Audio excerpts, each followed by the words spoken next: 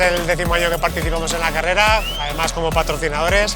Y bueno, la verdad es que el proyecto que se monta en torno a esta prueba es una pasada. Nos tiramos aproximadamente 3 meses con el plan de activación y bueno, es un orgullo pertenecer a esta plantilla que lleva en su ADN los valores del deporte y en concreto del running. Bueno, al final es la cultura de la empresa, solo hay que ver el ambiente que hay, un día pues para disfrutarlo en compañía de todos los compañeros de trabajo.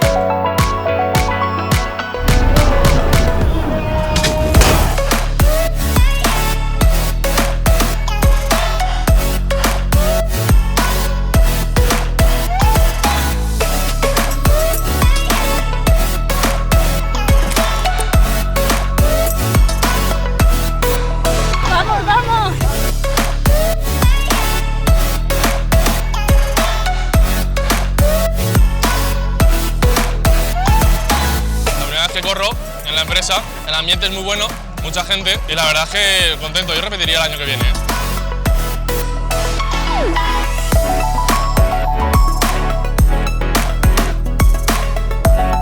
Bueno, la verdad yo hace solo una semana que estoy en la empresa y genial, súper buen ambiente, todo el mundo corriendo juntos.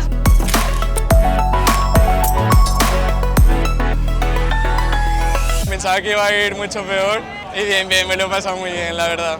He podido seguir el ritmo.